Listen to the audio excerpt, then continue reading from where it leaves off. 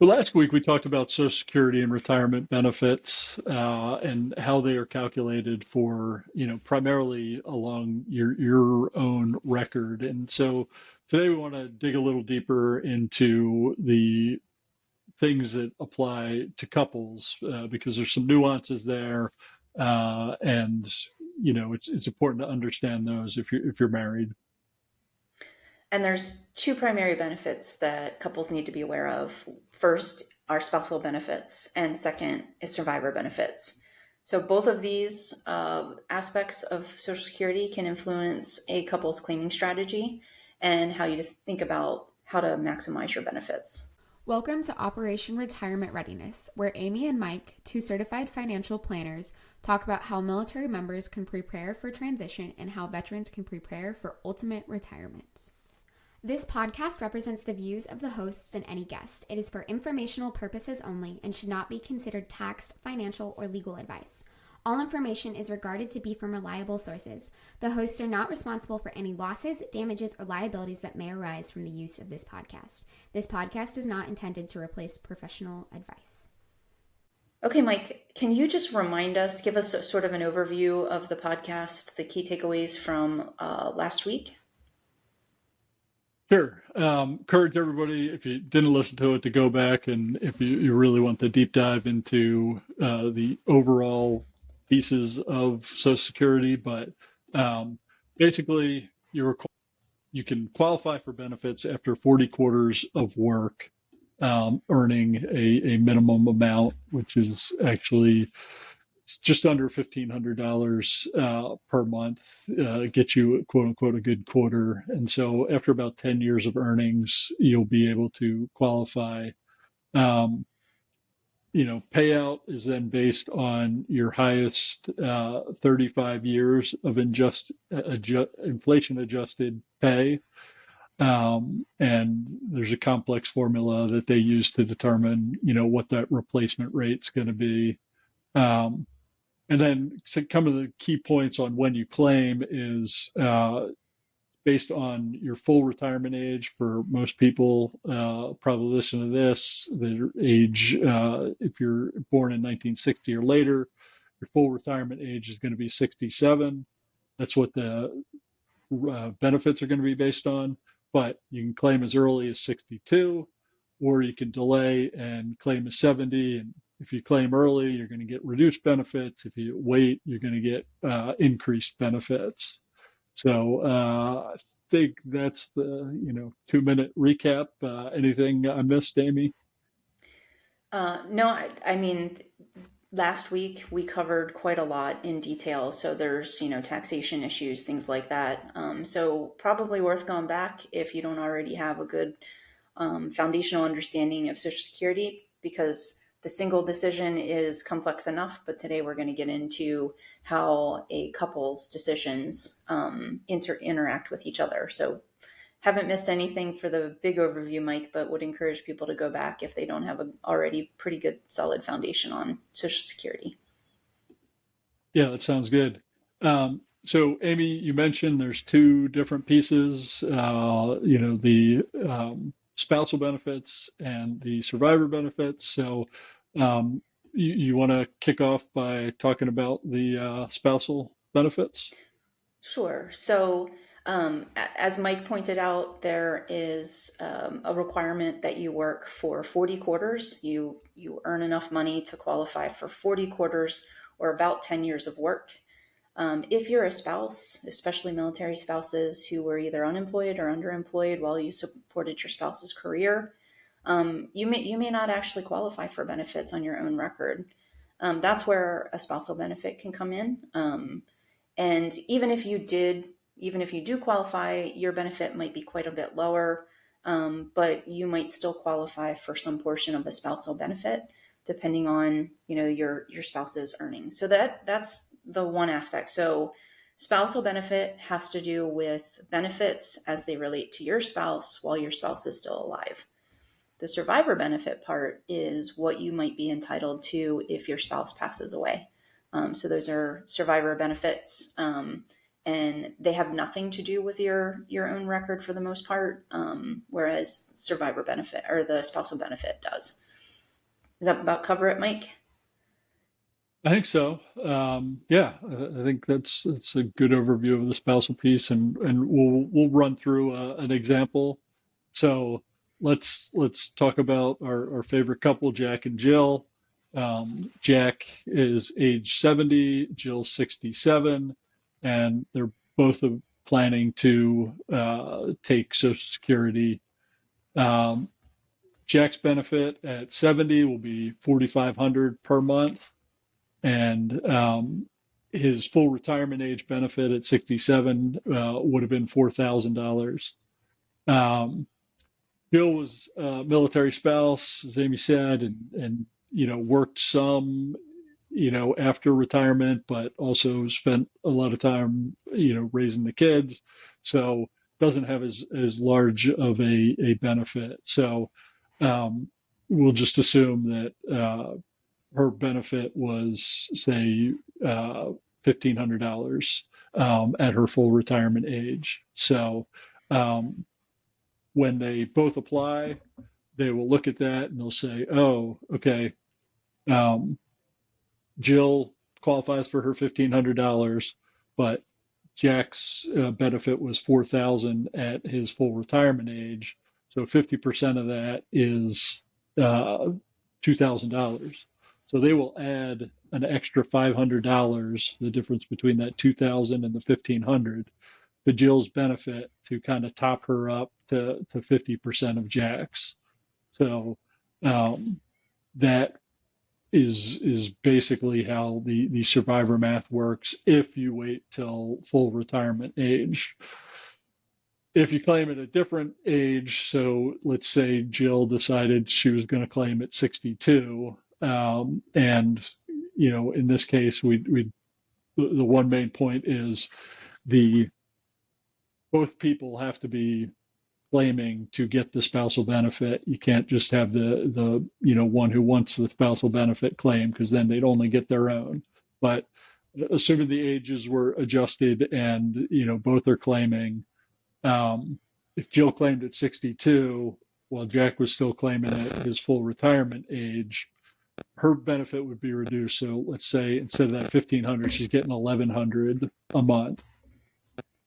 They would still compute the spousal offset at the full retirement ages. So she'd still only get that $500. They wouldn't bring her all the way up to that 2,000 because she claimed early. So in that case, she'd be getting $1,600 per month versus the 2,000 if they both waited to full retirement age. So Amy, any questions on that? I know talking numbers and on a podcast is sometimes difficult, but did that kind of illustrate the numbers we wanted to? Yeah, I mean, I think the key takeaway here for people to understand is that when your benefit is calculated first, and then the spousal benefit is added to it. So there's two components coming in, and sometimes people don't understand that. They just think that it's all their spouse benefit or whatever. But the key takeaway is that it depends on when you're claiming. It depends on your age at claim, and it depends on your spouse's age at claim. So I think that's the key takeaway, because like you said, sometimes it's hard to visualize the numbers. So turning then to survivor benefits. So what we just talked about, spousal benefit, your spouse is alive and you're making that decision together. Now let's talk about survivor benefits where one spouse has passed away. Sure. So survivor benefits are a little bit easier. Basically, if you're both above that full retirement age, the larger of the two individual benefits will continue. So again, in our example, Jack and Jill, the first part where they were 67 and 70, Jack was getting 4,500 per month and Jill was getting 2,000 per month. Fortunately, Jack died when he's 72. Jill will just, they'll instead of giving Jill her $2,000 benefit, she'll get that $4,500 benefit of Jack's, and that will continue for the rest of her life. Um, if a spouse dies early, or the other member is much younger, spousal benefit or survivor benefits, excuse me, can actually start, be claimed at age 60, again for a reduced rate. If there is that large age difference, say, you know, 10 plus years, the, younger spouse could claim and get a survivor benefit starting at age 60, but again, it'll be reduced, from what they could get if they waited till full, their own full retirement age. Yeah, so I think, one of the things that you'll hear planners say a lot of times is that you want the higher earner to wait until age 70. And this is why, because as Mike explained, um, if both if both members of the couple are older, then one benefit's going to drop off, and it's going to be the benefit that is lower that drops off. So you'll keep the higher benefit. So you want that benefit to be as high as possible. As Mike was explaining, with the if somebody's younger, then there's different nuances, and one of those nuances can be that you can use a claiming strategy, um, where it's a little bit more complex. You want to do your homework on it. You want to make sure you understand what it means, because it may reduce, result in less money, things like that. But survivors can file a restricted application, which would enable the lower paying spouse to claim just the survivor benefit while their own benefit continues to grow, while, especially if they're working. And then they can later switch to their own benefit. Now, the key here is not to be confused with the old restricted filing technique that was used for the spousal benefit. So that option is pretty much off the table at this point. Everybody who was allowed to do that has already done it, and that ship has sailed. But for the survivor benefit piece of it, it is something that you should take a look at. It is a complex decision, so this is a case where you would probably want the advice of a financial planner, if you were going to go down that road. What do you think? What are your thoughts around that, Mike?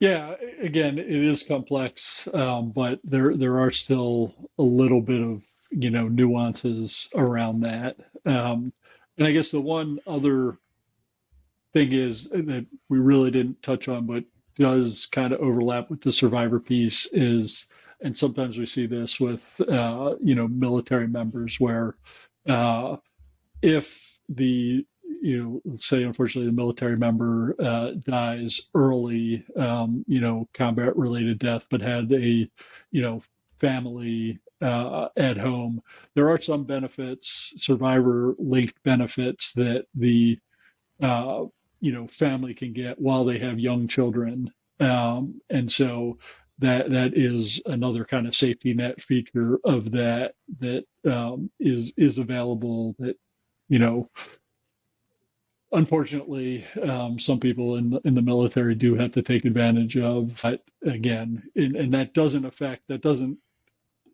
preclude the later claiming of survivor benefits, at age 60. So if you've got younger kids, the spouse is in their 40s, the kids could age out, say by 50, the benefits will turn off at that point, and then, again, they've got those claiming options for the survivor benefit starting at age 60, if they need that, or they can wait till full retirement age if that's more advantageous. So that's kind of the only thing I'd add, around that.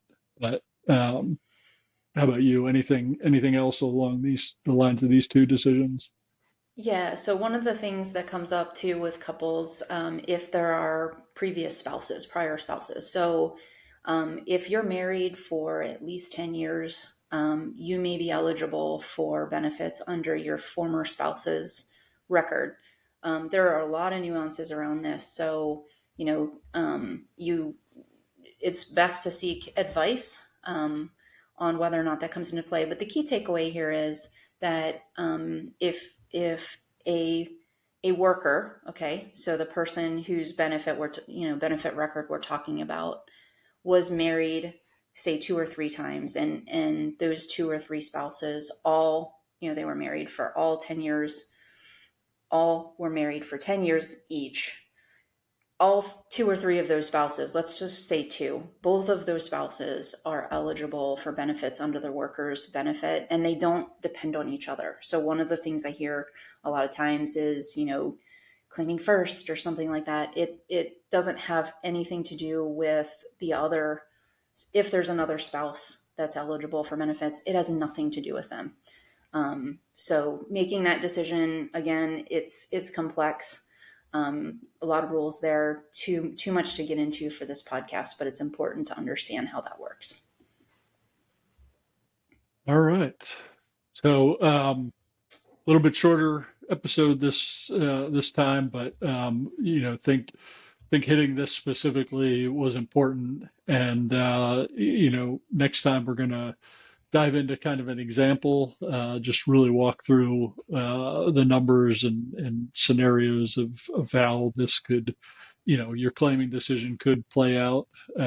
Again, we'll say that, these are complex, and you're talking, significant amounts of money over a lifetime. So, really do your homework. This isn't advice to anybody specifically on what they should do, because as Amy hit on, you want to take into account a broad array of your financial life in total to make these decisions, optimal for your situation. So, Amy, anything else before we end? No, I'll just say this one was shorter, but mainly because there's it's probably more important to get some additional input from experts on a couple's claiming strategy. So the individual stuff is complex, but a little bit more straightforward. So that's why this one's a little bit shorter. We could give you a lot more detail to, sort of empower you to make decisions if you're by yourself. But if there's two of you, it's a lot more complex. So I think key advice is to get good advice specific to your situation when it comes to claiming as a couple. So, well, until next time, great to talk to you again, Amy, and we'll do it again soon. Sounds good, Mike. Looking forward to it. To get transcripts, show notes, or more information, go to operationretirementreadiness.com. Have a question or topic for the podcast? Send it to info@operationretirementreadiness.com. Find out more about Amy and Mike at their websites. Mike is the founder of Next Mission Financial Planning, LLC. He retired from the U.S. Air Force and has worked in the financial services sector since 2021. He is a certified financial planner, chartered financial consultant, and a certified college financial consultant. You can find out more about Mike at nextmissionfinancialplanning.com. Amy is the founder of Instar Financial Planning, LLC. She is retired from the U.S. Army and has worked in the financial services sector since 2019. She's a certified financial planner, a chartered federal employee benefits counselor, and a chartered retirement planning counselor. You can find out more about Amy at instarfp.com.